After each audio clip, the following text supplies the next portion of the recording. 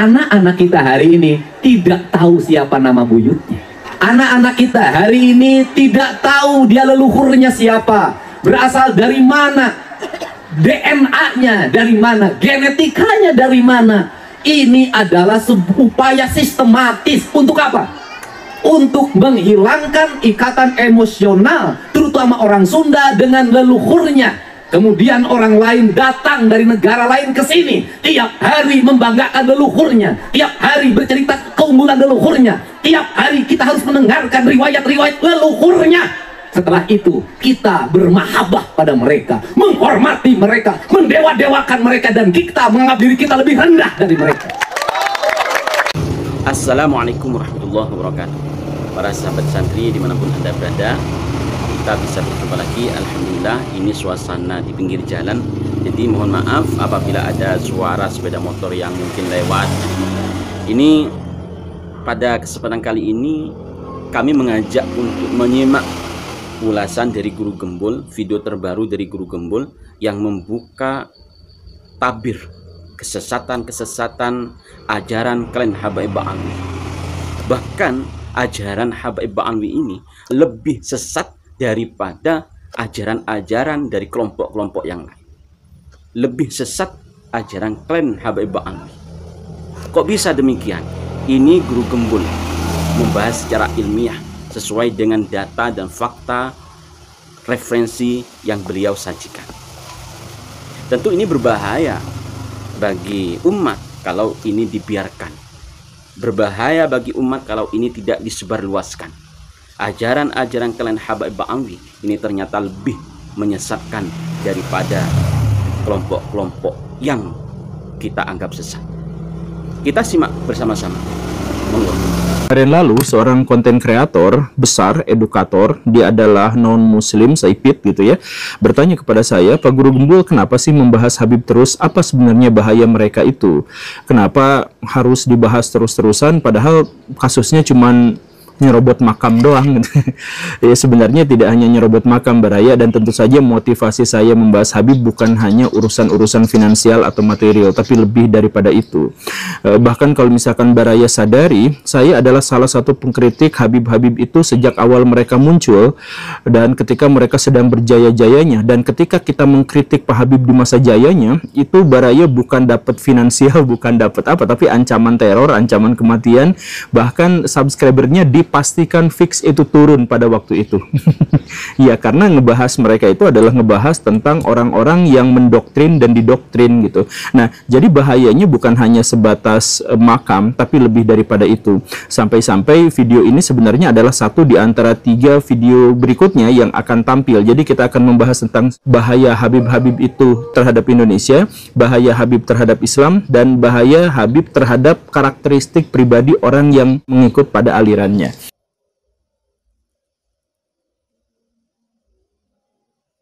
Jadi begini Baraya, kalau Baraya melihat aliran-aliran paling sesat di Indonesia, katakanlah yang jaringan Islam liberal, katakanlah Al-Zaitun, atau Ahmadiyah, atau Syiah, atau segala rupanya, aliran-aliran sesat itu tidak ada satupun di antara mereka yang berani mengganti nama Tuhan, yang berani untuk menjadikan leluhur mereka itu sebagai Tuhan. Itu gak ada satupun di antara mereka, kecuali Habib-Habib itu, Habib Ba'alawi itu.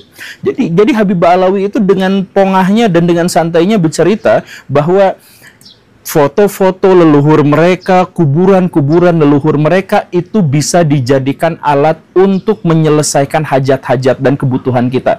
Kalau ada permasalahan di segala apapun, Al-Habib Abdullah bin Al-Haddad bilang, maka hendaknya kalian berziarah ke kuburan. Dan kuburan kami itu semua bisa menyelesaikan segala permasalahan.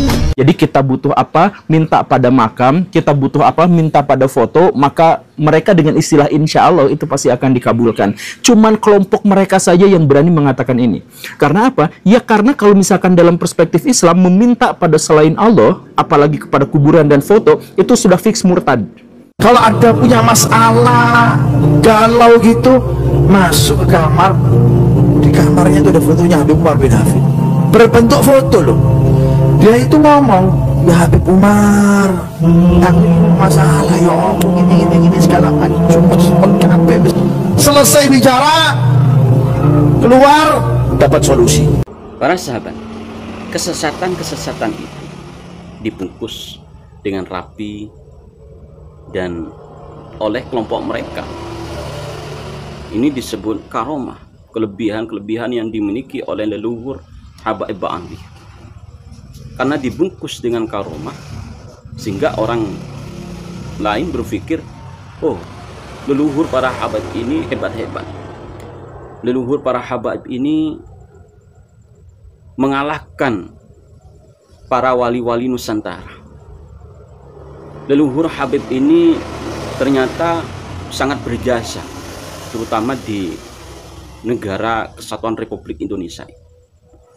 Itu bungkusnya dengan karomah.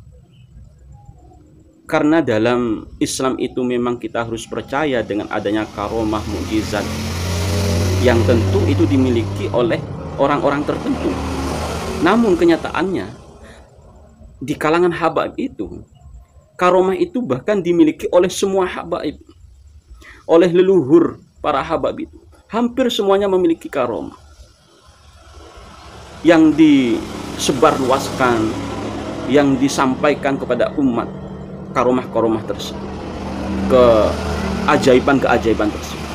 Ada yang hilang dari pikiran dan rasa orang Sunda. Yang hilang adalah pertama keterikatan dirinya dengan leluhurnya. Dia hilang keterikatan dengan ibu dan bapaknya. Dia hilang keterikatan dengan kakek dan neneknya. Dia hilang keterikatan dengan buyutnya, dengan baunya, dengan jangwaringnya, dengan udeg-udegnya, dengan kaisiurnya terlalu jauh. Anak-anak kita hari ini tidak tahu siapa nama buyutnya. Anak-anak kita hari ini tidak tahu dia leluhurnya siapa, berasal dari mana, DNA-nya dari mana, genetikanya dari mana. Ini adalah sebuah upaya sistematis untuk apa? Untuk menghilangkan ikatan emosional terutama orang Sunda dengan leluhurnya. Kemudian orang lain datang dari negara lain ke sini, tiap hari membanggakan leluhurnya, tiap hari bercerita keunggulan leluhurnya, tiap hari kita harus mendengarkan riwayat-riwayat leluhurnya. Setelah itu kita bermahabbah pada mereka, menghormati mereka, mendewa-dewakan mereka, dan kita menganggap diri kita lebih rendah dari mereka.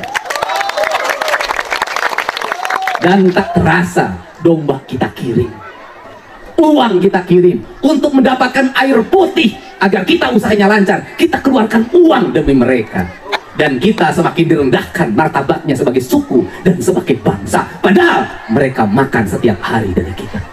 Cerita-cerita dalam setiap hari yang kita dengarkan adalah cerita hebatnya leluhurnya orang lain, solehnya leluhurnya orang lain. Dan saya katakan, leluhur kita lebih soleh dibanding leluhur mereka, leluhur kita lebih baik dibanding leluhur mereka, leluhur kita lebih beradab dibanding leluhur mereka, leluhur kita lebih dekat dengan Hyang Tunggal, dengan Allah Subhanahu wa Ta'ala dibanding leluhur mereka.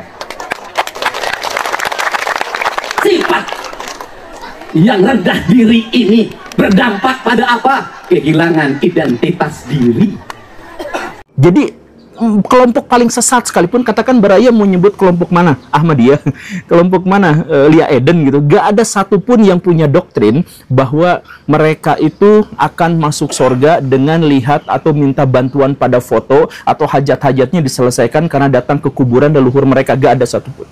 Dan bahkan mereka yang secara eksplisit berani mengatakan bahwa ketika ada mukibin yang dikubur kemudian ditanya malaikat mungkar nangkir siapa Tuhanmu, maka mereka menganjurkan jawabannya adalah Habib Anu bin Anu bin Anu, maka itu masuk surga.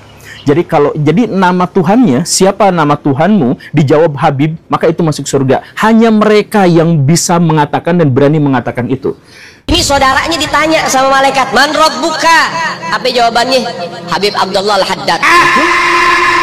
Tuhannya ditanya sampai Tuhanmu Habib Abdullah Haddad ini orang. Ditanya lagi, man nabiyuka? Habib Abdullah Al-Haddad. Man kiblatuka? Habib Abdullah Haddad. Semua pertanyaan dijawabnya satu, Habib Abdullah Haddad.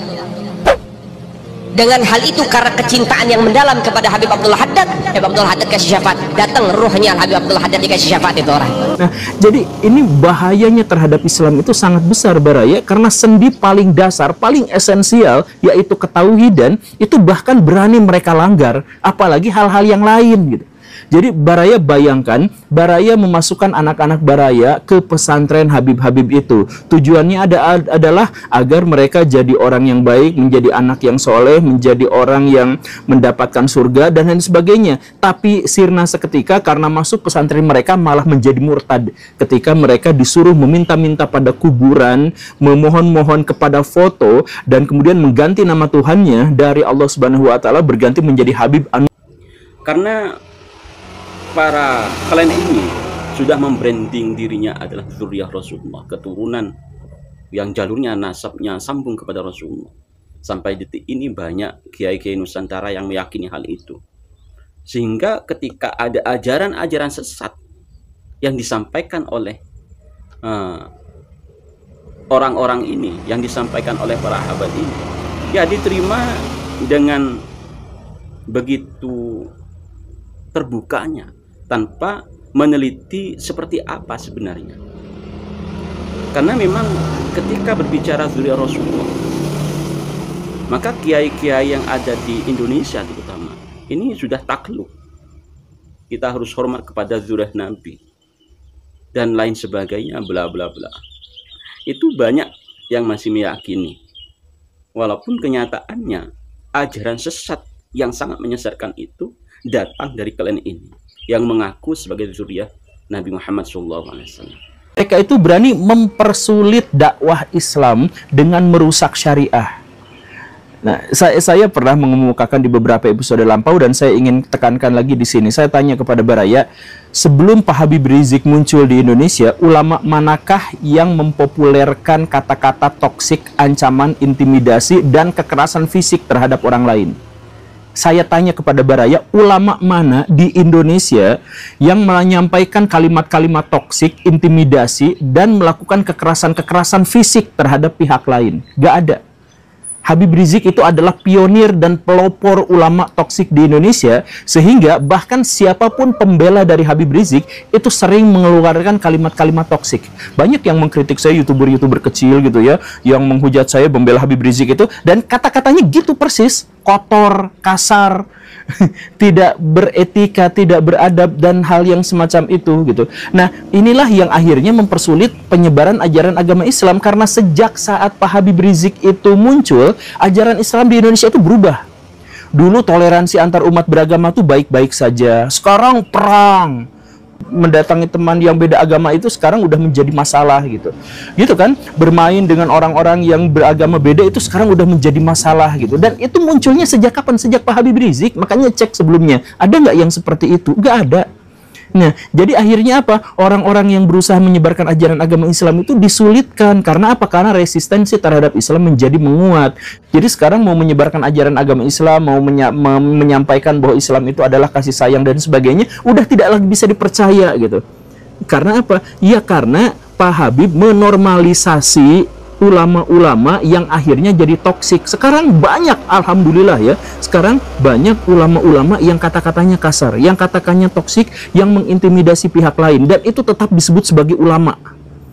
Padahal kan sebenarnya dalam hadis Nabi jelas orang yang suka mengumpat dan berkata kasar itu bukan orang Islam.